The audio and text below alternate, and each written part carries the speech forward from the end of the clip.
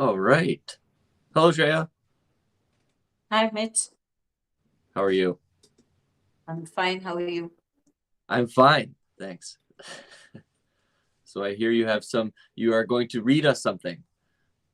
Yes, I'm going to read a particular verse, a shlok from Prashna Upanishad, which closely relates to the topic which we are going to take today, that is prana and matter. So let's start with it. Adityo ha vai prano, raireva chandrama, rairva etat sarvam, yan murtam, cha amurtam, cha tasmat murtireva raihi. So this is the fifth shlok or the fifth verse of Prashna Upanishad that we are reading today. The rest four actually provide the background that there are six disciples. They went to their Rishi Pipalada, Sage Pipalada, who are going to ask certain questions as we know. So the first question that has come up, we are already aware that from where do the creatures evolve, from where do they come, and how this entire process of evolution keeps on going. So now, when he tries to answer it, he answers it in a very effective manner and he recites or he speaks those words which I have recited already in the form of the shlok number 5. Hmm. So, what does it mean actually? Adityo Havai Prano. It actually means that the sun, which is considered analogous to prana, and the moon, which is considered analogous to matter, is present everywhere. And as the couple has originated and is responsible for the evolution, it is this couple that gives rise to all the creatures of this world. Now, prana and matter, these are two things which are actually same. This is what this shlok wants to say. There is no radical difference between the two. How come? Because pran is termed as the vital force that keeps us going. And matter is something, as we have known, the definition that we have read in the books of science, etc., that anything that has matter is something that has space and occupies weight, etc., all those kind of things, occupies space and has mass. But is it like that? Or are they referring to the same matter?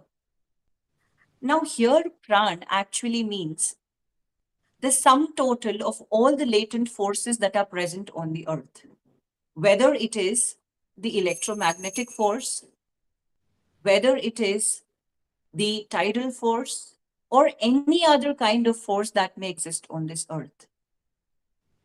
Everything that manifests itself has pran. Hmm. And the degree of manifestation, or we can say the state of manifestation, differs.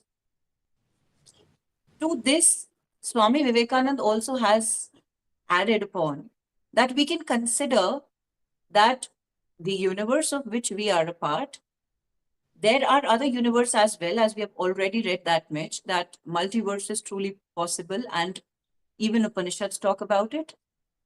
But this entire different verses or universe, they can be considered to be an ocean of ether. And this ocean of ether has layers. The layer that is closer is the one that has faster rate of vibration. And whereas as we go far, the rate of vibration reduces. All those who have the same rate of vibration, which is provided by our pran, because pran is the force that is responsible for the rhythmic action, and the rhythmic action that occurs in our body makes the molecules of our body align in a certain manner. And since it makes us align in a certain manner, we are able to create a gigantic battery of will through our mind. Because once Hmm. the molecules align in a particular direction or they actually attain an orientation, our will transforms through our mind. And that is when we are able to put action into the desired direction. There was a particular example that was being set when I was reading through all these texts, that consider a giant magnet. Okay. And we are trying to bring a very small magnetic material towards it. Firstly, it repels, it keeps on repelling, and suddenly it sticks to the periphery of that magnet. Okay. Now, why does it occur? Throughout this world of which we are a part, and even the world of which we aren't a part, they have two kinds of things that keeps on happening: centripetal force and centrifugal force. That is efferent and efferent. And that is what keeps on happening in our body as well. We have two types of nervous systems. We have sympathetic nervous system, we have parasympathetic nervous system. Mm-hmm. Now, this sympathetic nervous system corresponds to the sun. That is what we are referring to Pingala Nadi. Okay, the solar channel of our body.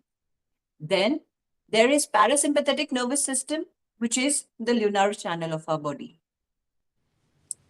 Both these channels are responsible for sustaining our life. And they are responsible for the efferent and efferent nerve currents that actually keep us awake, that actually keep us moving. Now, what are those afferent and efferent ones? Afferent would mean those that are carrying the sensory responses to the brain, and efferent that are traveling from the brain to the outer parts of the body.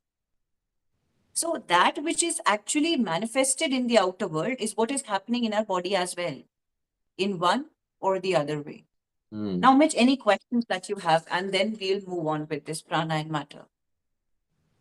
Yeah, so you just touched that at the very end. You're like, what's happening in outside is happening inside.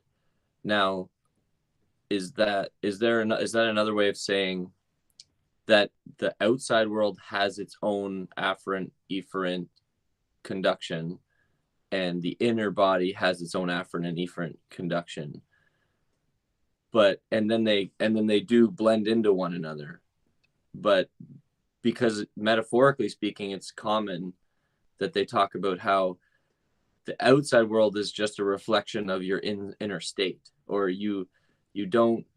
I heard it once formulated. You don't see people as, you don't see things as they are. You see them as you are. And so if you're Exactly frustrated, then the world will appear frustrated. But if you're calm, then the world will appear calm. And is that accurate, or is it something else? Is something else going on too? This is somewhat accurate, but I won't say that it is truly precise, because when we are referring to Prashna Upanishad, it wants to say, Mitch, that there are two kinds of things that are there in this world. One that are formless, which don't have any shape, which just exist without having any shape. Now, when I'm talking to you, when I'm walking on any path, there might be many bodies that I come across and I cross over them, but I cannot see those bodies. They exist, but I cannot see them.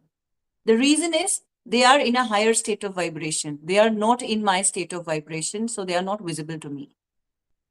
All those that exist in the same state of vibration can be seen and are known to me. So this particular slok in itself says Murtam, that is the one that has form, Cha Amurtam, and the one that are formless. What is the difference between the two?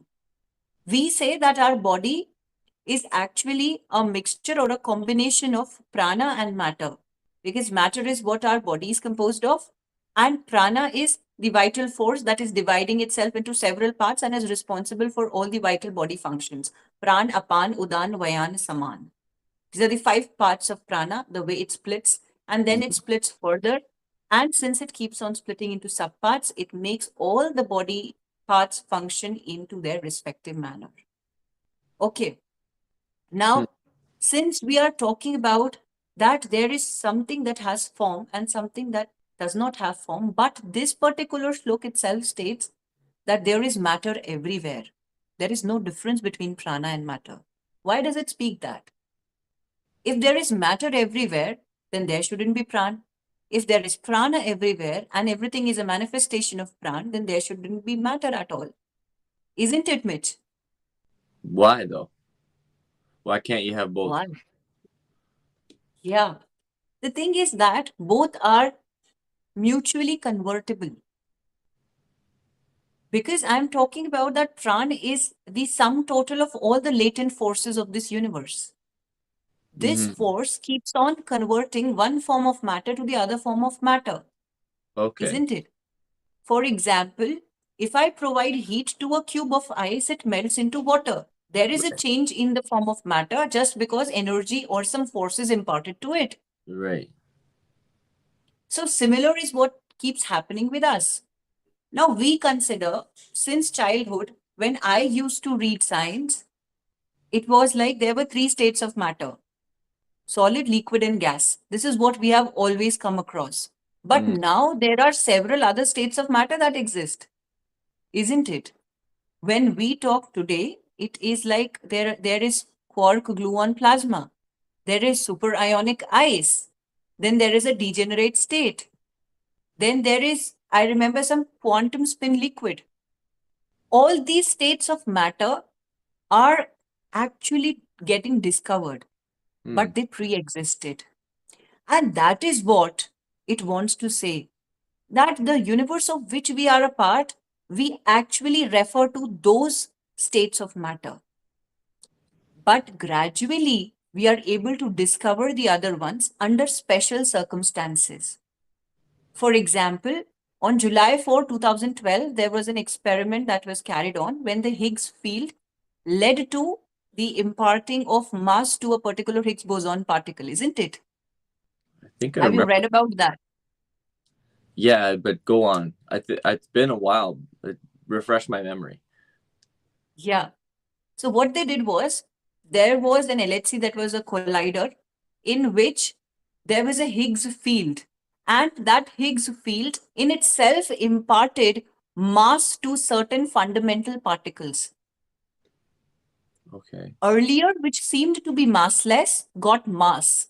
This is the best example of how prana or energy getting transformed into matter, Okay. isn't it? Because Higgs field, a field is something that is going to have some force, and that is imparting mass to certain fundamental particles which are truly small. And since it is imparting mass, that means there is interconvertibility. That is, one form is getting converted to the other form. Hmm. Is the prawn so like if the Higgs or whatever particle was being instantiated, it was being turned, it was being given mass. What was given to it? And where did it come from? Exactly. Where did it come from? It came from a form of energy. We all also originated from some form of energy. There is ether everywhere. There is Akash element that is everywhere. We also have that Akash element, but we are not connected to the fundamental Akash element, that is the ether. Mm. And all of this, all the forms that exist today, and even ether, is a way of manifestation of prana. Prana manifests itself in different forms. Ether is also a state of manifestation. Hmm. Now, since we cannot perceive everything through our own senses, we cannot perceive every form of manifestation of prana. Some forms are still imperceptible. Hmm. And since certain forms are imperceptible, we just cannot say that there is not matter everywhere. There is matter everywhere, but pran and different forces keep transforming some forms of perceptible matter into imperceptible forms and some forms of imperceptible matter to the perceptible ones. Hmm. And this is what the science keeps on working today. That is the most important principle on which the entire part of discovery is left over. Hmm. Um, if I was to use an analogy, like, because I'm kind of caught on this space Akash part. So like if you were to play, do you know what Minecraft is? Have you ever heard of Minecraft, Yeah. the video game? That's a game, I suppose. Yeah. Yeah, it's like a game that lets people build out of like cubes, and you can just use your imagination and build inside of this space. If you go inside the game, so to speak, and you start to build, um, the more you build, the larger the save file will be. Does that make sense? So, like, if you have just pure potential, empty Minecraft world, there's the potential for you to build things, but it doesn't require any storage space because there's no data in there yet. Nobody's built anything yet.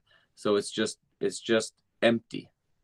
But as soon as you start to build, it requires 1 megabyte to save, then 10 megabytes to save, then 1 gigabyte to save. And the more and more you put into the world, the larger the storage space is required, which is another. Could the storage space analogy be a way of talking about what energy is, in the sense that we are rendering this universe through the infinite source of energy called Pran, which is the equivalent of having infinite storage space in Minecraft. And you keep putting more and more detail into the world, into the universe, so to speak, because you're talking about these emergent matter properties. Like there's the three that everybody kind of knows about, and then there's all of a sudden there's some more. Well, isn't that just making the game more detailed? Like there are more aspects to the game now, and that's the same as saying that you're increasing the save file of the game, because now there's more, not more energy, but more has been revealed through the use of energy, just like more can be revealed in Minecraft through the use of more storage space. Does that make sense?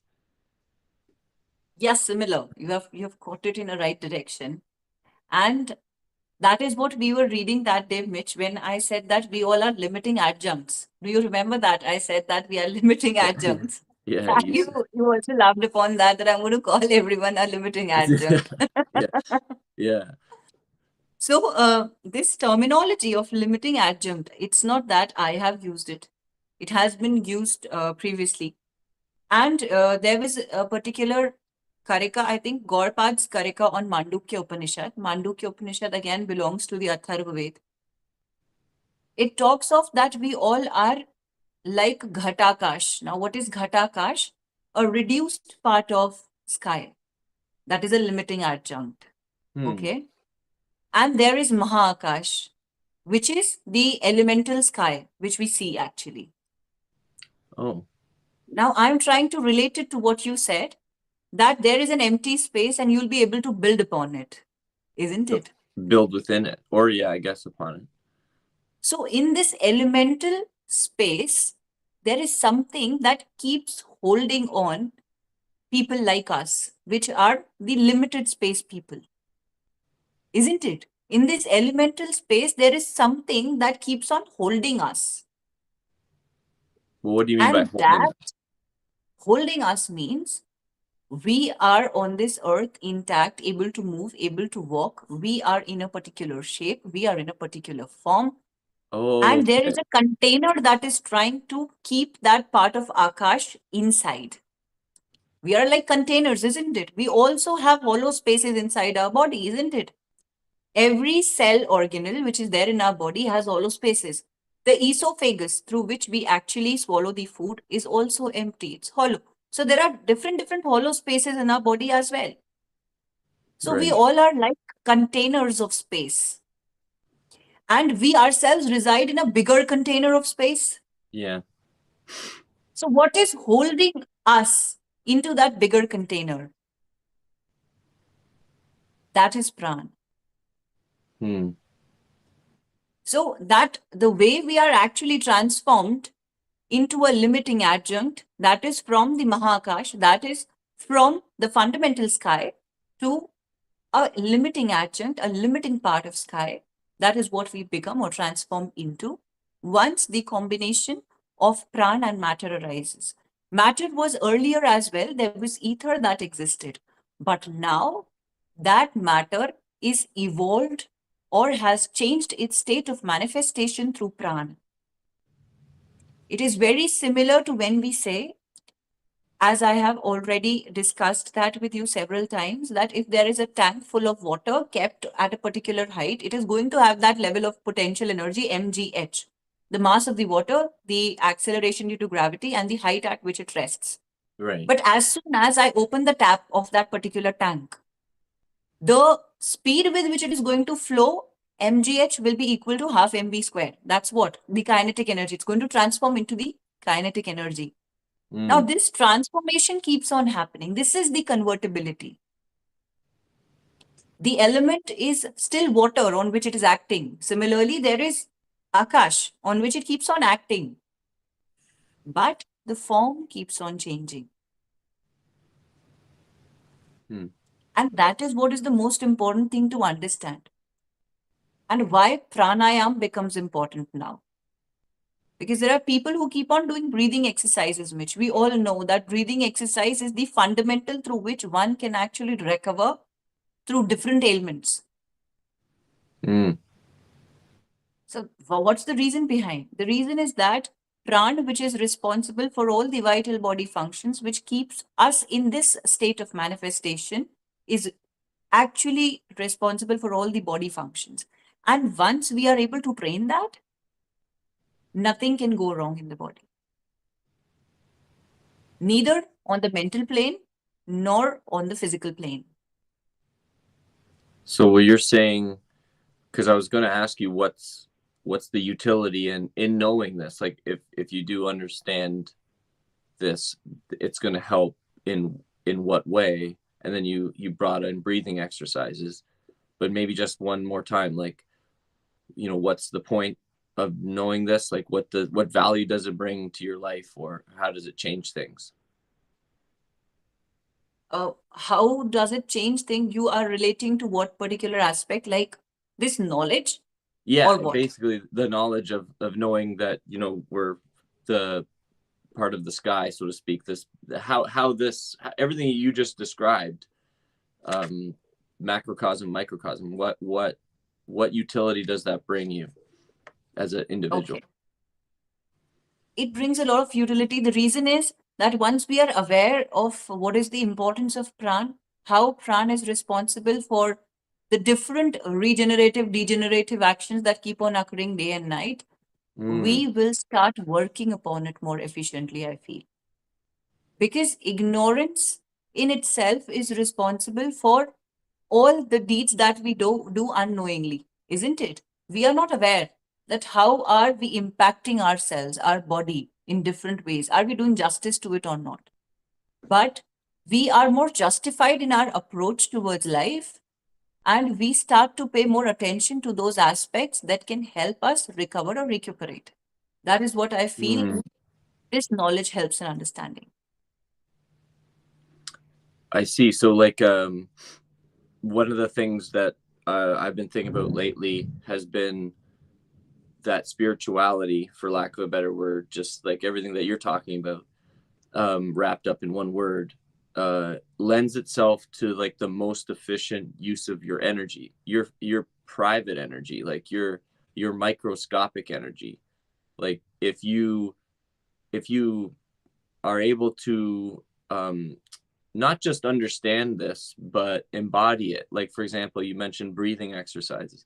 Like breathing exercises are like homeostatic, right? Like they're trying to bring you to an equilibrium, and that's not limited to your private felt experience. That does put you into a tune with the world outside of you too. Not just You're not just balanced inside, but now you're in like flowing participation with pran, which is always in balance. And if it's the, what did you call it, the regenerative degenerative cycle, and if you can tap into that, you're you're capitalizing on energy that would otherwise not be available to you.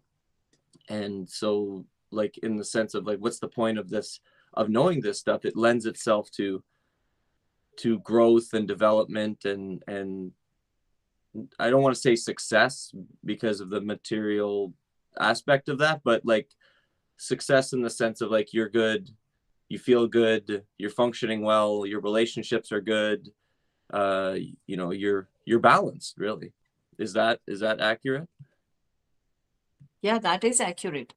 Because once we are doing these breathing exercises, pranayam, and all these things that are trying to balance or bring a balance into our Ida and Pingala, that is the solar channel and the lunar channel, we are able to train our nervous system. We actually know when to fight, when to have fear, and when not to have fear. Hmm. And we can stay fearless in almost all situations. May it be howsoever dreadful, but we can overcome all those circumstances or situations. Hmm. Then, when it comes to the parasympathetic nervous system, it gives a lot of emotional stability. The people who start to practice that, they are not at all overwhelmed by emotions. None can overtake them, you know. Hmm. So, all these sensory organs are being driven by pran. But since we are not able to train our pran, we become dependent on our sensory organs and the different things that it takes, isn't it? For example, I want to eat a particular type of food, and I cannot survive a day without eating that kind of food. That is my dependence on a food material Okay. because my tongue actually enjoys the pleasure of that taste. But once I train my pran, I actually know that it is not at all important to me, and I'm able to control my mind because that pranayam is now bringing those molecules of the body in a particular alignment. Right. And since it is aligning the molecules, see, our body in itself is something like an electrical system because there are nerve currents that keep on flowing. All the actions that I do is due to a certain reaction to the external environment. Whenever a stimulus comes, I react to it, and that reaction has to be sensible. For it to be sensible, we actually need to train our prana. Hmm. So that is where I suppose that it is very, very important for growth and development. And in fact, Mitch, it is important for material success as well. Consider that someone is becoming very rich and he is able to succeed, able to achieve all what he or she has desired. But at some point of time, he requires to sustain all of those things. And for the Hmm. sustenance of that success, one needs to be very stable because something that goes sinusoidally on the positive side can actually turn to the negative side also sinusoidally, isn't it? If there is a peak, then a trough is bound to come. Right. For it to sustain, we require some amount of stability in our mind. So that pranayam brings that stability. It converts in a form of a positive energy, which the mind requires, which then converts to will.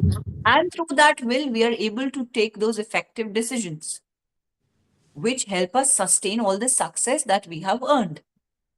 So I don't think that no matter someone is poor or rich, no matter someone is successful or not, but this is something which is beneficial to each and every person of the world. Yeah. Speaking of reactivity, I have to let my dog in because the thunder is scaring him. And it's funny how that's happening right now. But I'll be right back. Sure.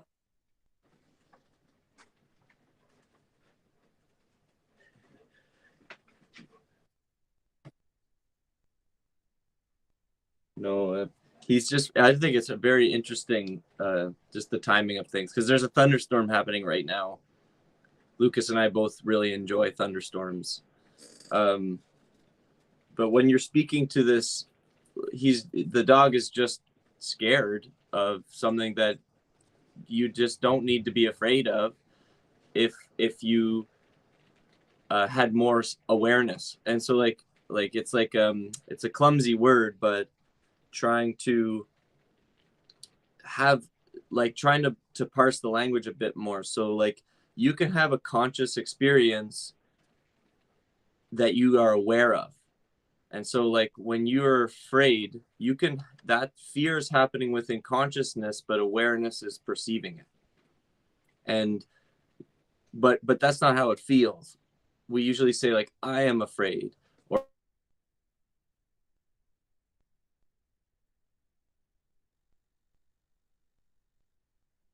I am hungry.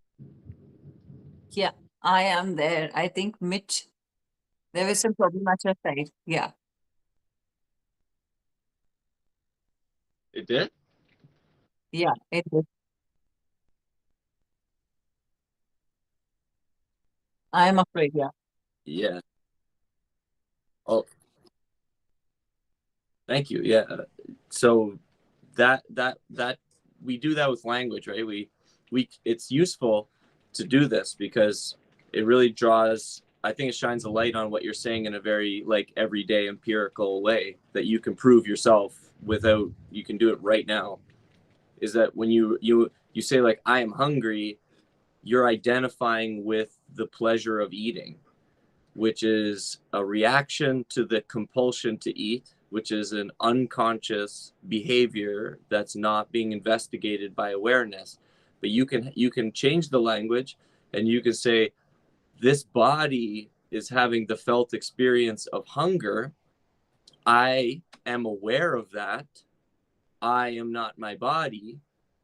And what does that do is it makes you less reactive or compulsive over time because you are giving yourself the space or the akash or the ether to exist without being determined by the sensual experience, which is much like my dog is afraid of thunder, and because he's afraid of thunder, he's uncomfortable, but that's coming from a, and not to judge the dog or anything, not to judge anybody, but when we talk about ignorance and versus enlightenment, ignorance is darkness, ignorance is sensual, ignorance is limited, ignorance is hard to understand, ignorance is, and enlightenment is the opposite of those things. And that's when you did the sinusoidal waveform, like the peaks and the troughs, if you're riding that, your life is going to be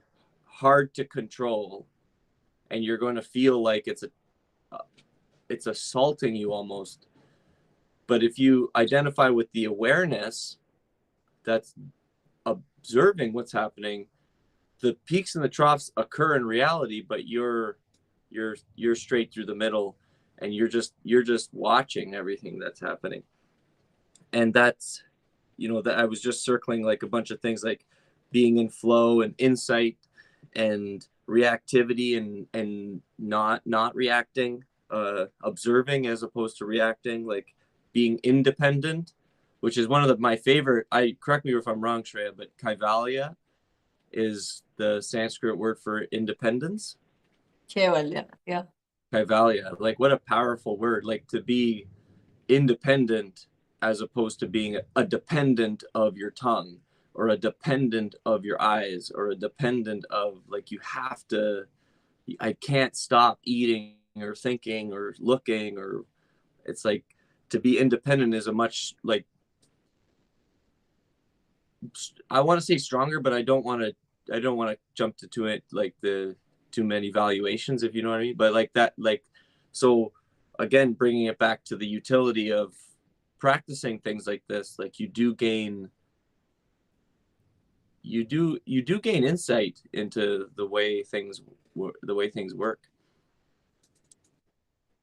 Mitch, I would say that the narrative behind telling all those things, the reason is that why should we be talking about it? The first thing, that why should we be talking about Prana and Matter? What is going to happen? The utility at its first place. So, the basic reason why we talk about it, which Swami Vivekananda used to say, that a man actually becomes what he thinks about. Mm. So, we actually have to divert our thought to some constructive plane. And once we start to understand the intricacy of how it operates, we actually understand that it is easy to be a part of it. But till the time we consider it to be complex, we will try to stay away from it. There is a fear invoked out of complexity. And this is something complex, I cannot take it up at all. Mm, But this is not complex if we try. no. It is complex. Like a lot of I mean, I think you take it for granted that I'm not we taking that for we can granted. understand. But at least when people start practicing Mitch, they are not going to be a celibate, they're not going to be a celibate from the beginning, No. obviously. But they can start in small steps. For example, a person does breathing exercises regularly because he or she feels that it is important for his body and mind to stay calm. Okay. So that is one thing which can be done by every person. I don't think that this is something very, very tough to do or very, very difficult to do. But when we understand that what's the utility and what are we going to get out of it, how beneficial it is, then I feel that people start to practice it more because they understand the narrative behind it. And that is why talking about these things becomes very important. Yeah. And this particular slok in itself talks about that there is nothing as inferior or superior. We can consider that matter is inferior because it manifests, and pran is superior because it does not manifest in the form that is visible to the eyes, because pran is going to manifest itself in different states. So it is like something that is the animating principle behind everything. It is manifesting in all forms but is not visible, and matter is something that is visible. But that does not attribute to the superiority or the inferiority of one or the other. That is, we cannot term prana as superior and matter as inferior. Right. Because it says that matter is something which is all pervading and pran is something which keeps on transforming the same. And to this, in fact, when I was reading, I came across something very, very important, that whenever we talk about the different states of matter, like the quark gluon plasma that I termed QGP. So this quark gluon plasma, people believe, and it is said that it is a highly excited state when there was Big Bang that occurred or that led to the creation of the Earth, the universe, etc. This entire QGP released, and now it is in a very less excited state. Earlier, it was in a very high excited state. Slowly, it disintegrated, and now it exists in a lesser excited state. Now, the time when that Big Bang would have occurred, at that time, it was at a truly high energy level, which means that the prana was truly high. But gradually, the matter kept on expanding and the force kept on reducing. It came to a lower energy level. And that is how the convertibility takes place from high to low. If one goes high to low, the other is bound to expand. If it goes from high to low, it's bound to expand. That means that the universe keeps on expanding, and the excited state of the universe now lowers down to a different or a lower state of excitation. Right. That's what it means. That since the universe is aging, the excitation level is reducing. Right. And that Yeah. so Lawrence Krauss, who's a cosmologist in the US, talked about redshifting, which is the way that they determine the age of the universe is through the the spectrum, the electromagnetic spectrum cast from stars. And so the redder a star is, the older it is until it's not visible anymore. And that is what the universe is it's expanding. So like the stars are getting farther and farther away, which we are seeing less and less and less of them, and everything's aging out and disappearing, and then eventually there won't be any light at all in the universe. It'll just be empty space. Is that is that what's happening to the universe when you say that it's lowering in an its excitation rate is dropping, or is it something else, or something else going on?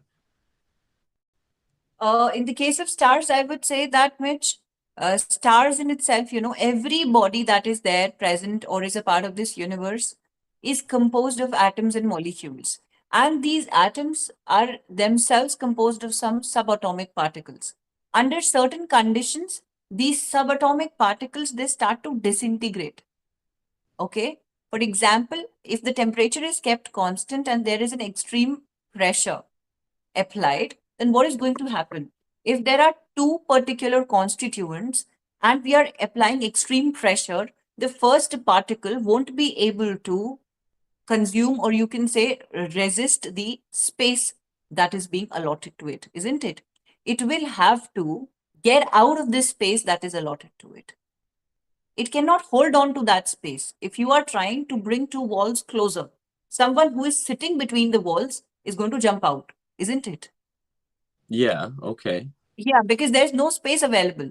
So consider that there is a piston and there is a jar. We are trying to apply pressure to that jar through that piston. Now, since the piston is lowering down, there will be a point reached when there is no space at all in the container and the piston subsides into the container. At that point of time, whatsoever liquid, whatsoever matter was there in the container is bound to jump out or come out. And that is what keeps happening with these bodies when there are different situations or different extremities of temperature and pressure which they come across. These subatomic particles, they disintegrate or they leave the nucleus. Hmm. And since they leave the nucleus, obviously the body that was composed or was a collection of different atomic particles now disintegrates and is not visible to us. Hmm. And it loses visibility. So this is something which keeps on happening. Again, the conversion of energy from one form to other. And the matter keeps on disintegrating. Also, I think I don't know. You probably know that you brought that up, but you're talking about disillusionment, like or sorry, not a dissolving, not disillusionment, like that it's almost like if you have a jar full of water, it has form because of the jar. But if you get rid of the Exactly. jar, the water This is is going to spread. it becomes less embodied. And so like Yes. if you think of your human experience as a jar for consciousness or awareness, when you lose the body, it's very much the same feeling as the water in the jar. It would just, you become disembodied. So you're no longer uh, like a focal point of experience, but you become something much more diffuse.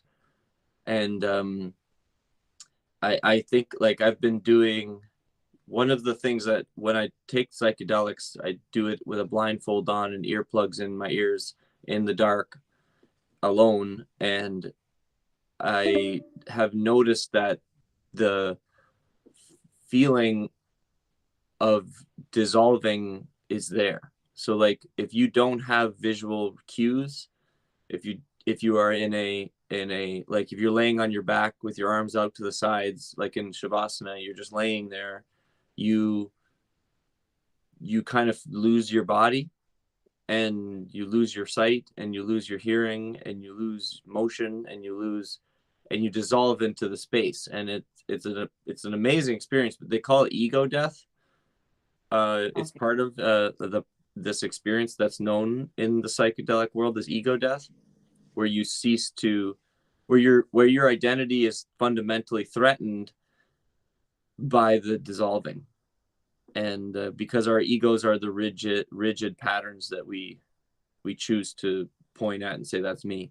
And so when those are dissolved, it can be a very uncomfortable experience for people. That's why a lot of people don't participate in this sort of stuff, and that's why people don't want, without jumping into their heads and walking around, they don't meditate because they don't want to experience the loss of an ego. They don't want to threaten their identity. They don't want to lose the things that they're holding on to. They want their focal point. They want to be incarnate. They want to have the jar.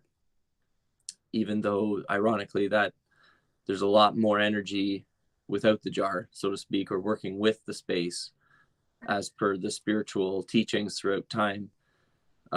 So yeah, did you do you have do you want to build on that at all, or because we're probably have like it says 9 minutes left, so is there anything that you want to go ahead, Lucas?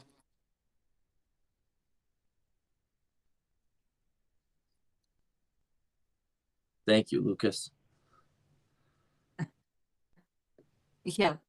So since Mitch, we were talking about that this entire universe is actually just one verse. There are several verses, and all of these together make up the layers of ether. I would like to bring out this comparison and this reality again, that since we are a part of a different layer and we experience the people of this similar state of vibration, we start to realize that this is the reality. But the people who continue to practice these breathing exercises and they are able to train their pran, slowly and gradually, they will experience that their state of vibration moves to a higher state. And then they enter into a different akash instead of the akash of which we are a part, that's Maha Akash. Now they enter into Chit Akash, that is the mental space. Mm, And further, if they continue practice the different aspects which are required for ultimate dedication and devotion, then they land into Chidakash, which is the knowledge space. When people start landing into Chitakash, there are things that start to happen. I have not landed into it, but I have read about it. What people say, Swami Vivekananda used to say, whenever he met someone, he was able to read the thoughts of that particular person. And there are many different sages and rishis who are able to do that. It's not only Swami Vivekananda. right. But since I believe in him, I know about it. So they were able to understand what the person is thinking in the form of different objects. He was able to perceive that he or she is stuck at this point and he or she is thinking about so and so. And this is what is the mental space. When people start to comprehend, they actually have entered into Chittakash, that is the mental space. Hmm. And further higher, when they are able to land into a higher state of vibration through Chidakash, that is in the knowledge space, then there is nothing left, just the pure soul. It doesn't mean that we give up our body. No, it means that we actually realize our soul. Mm, Since we have our own cosmic body, we have our physical body, but the only link between the cosmic and the physical body is this pran. How the Akash is getting transformed into limiting adjunct through prana. So that's the only connect between the limiting adjunct, which is matter, and the earlier one, which was a different form of matter, but there was matter all over. mm, There's nothing superior or inferior. There's just a transformation from one state of perceptible or imperceptible manifestation to the other perceptible or imperceptible manifestation. Now, I and you cannot see Akash. Have we seen Akash? Have you realized it? No. Akash is beyond the grasp of the sensory organs, and that is why the five elements that compose our body, fire, water, space, that is again Akash, then air, and the rest one which remains is earth, no. fire, water, air, akash, or ether, and earth is not earth. In Hindi, we say it like Bhagwan, Bhumi, Earth, Earth, Earth. Earth, Bhumi, Gagan, Vayu, Agni, Neer. So Neer is water, Agni is fire, Vayu stands for air, Gagan stands for Akash, that is space, and Bhumi stands for earth. And Hmm. that is what the five are composed of. Right. So we all are composed of this, but the only element which we cannot perceive is Akash out of it. We can perceive fire, we can perceive water, we can perceive air, we can perceive earth, Right. but it's just Akash. And that Akash is the magical part of it. Huh. That's the to like that's the space. So like you don't see space, but like you get Yeah, all the other elements reside within space. Like for example, your private felt experience is happening within your conscious space. Your senses exist within your conscious space. Um, you don't perceive Akash, you don't perceive space, but it's what. How did you say it earlier? It's what like it brings forth the other things. Like you can't have the element of fire without space. That doesn't make sense. Like it you need space and then you can have a fire. And like exactly. so so yeah, go on. So that is why Akash is that element which is pervading, all pervading. It is pervading the entire universe. And from that, there are different forms that keep creating. And that is what this particular slok or verse talks about. Mm, That matter is all over the world, all over the universe. But the only thing that makes a difference, the different forces. For example, the Higgs field was responsible for imparting mass to a particular subatomic particle. right. And similar is the case with us. We originated from the pran.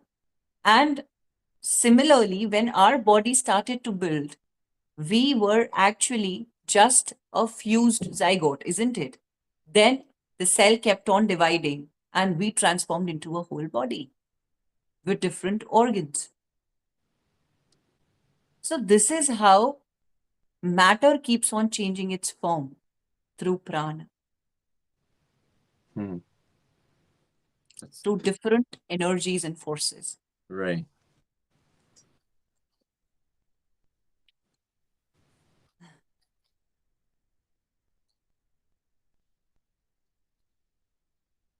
Well, I think that that's actually a good spot to end it, considering like brought it back to the beginning.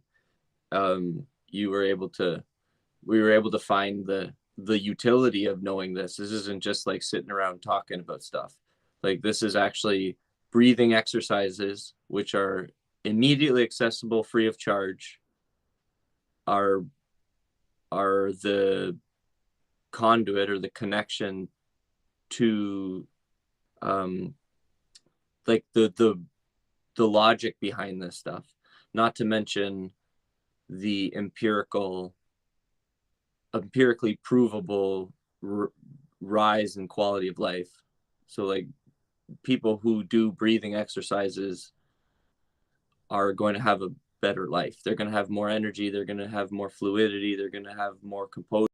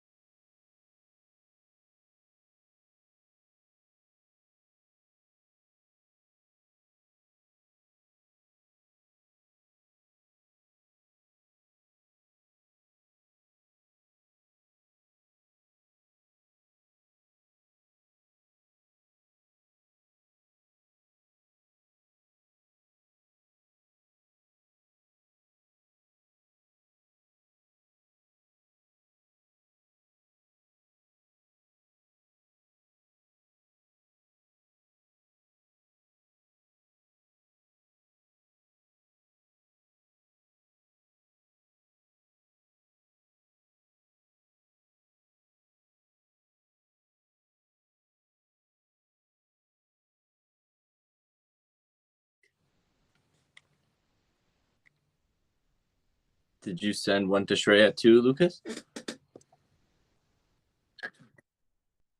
Okay.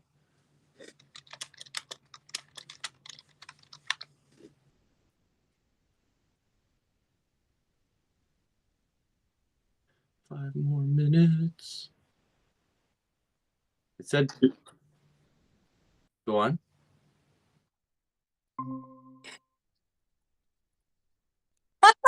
It ended like nothing, Mitch, I felt that Mitch is going to complete his particular thing, whatever he's telling, but it Yeah, suddenly ended. I know. I thought I had a little bit more time than that, but yeah. So how do you want to end it there, Shreya? I just want to end it saying that knowing the scientific rationale behind Pran and Matter makes us understand our body in a better way and helps us connect with the divine power inside us, which actually manifests in the form of Brahman, if we know it, in a purely positive manner. The reason is if we know the scientificity or the reason, we are able to develop an instinct. And if we develop an instinct, we do it in a better way. And that is why Pran and Matter needs to be discussed. Mm. That's what I would have ended upon. Yeah. Okay. I agree with that. Yes. All right. Well, so Yeah. that's good. That's good for today. I thank you, Shreya, for that was very interesting. Um, on prana and Thank you. matter and the utility of of getting in touch with this stuff and understanding this stuff. And thank you, Lucas, for your help putting it all together. And we'll do it again very soon, and we'll continue the conversation regarding all this stuff. So, do you feel, unless you have any final words, Shreya? I would like to know what is psychedelics. You want to know what psychedelics are? Yeah, Well, what if we talk about that next time? sure, we can do that. Yes. I'll wait for the answer. Okay.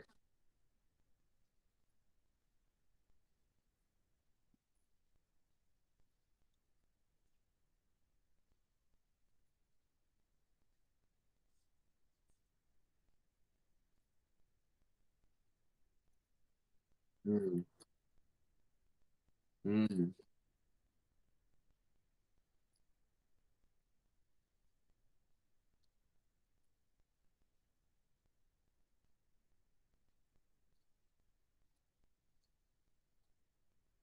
Well, I can definitely say I've had the sneaking suspicion that the Katha Upanishad is somebody's experiment with a heavy dose of psychedelics. Oh, So we could talk about that. We can unpack that more because it is one of the Upanishads, and keeping it in line with that. I I've been thinking about that for a while now. So yeah, we could go into that as well as the potentially if there's any secret medicines in Ayurveda that are about psychedelics and yeah, so we can talk about that next time, Shreya. sure, Mitch. All right. All right. Thank you. Bye.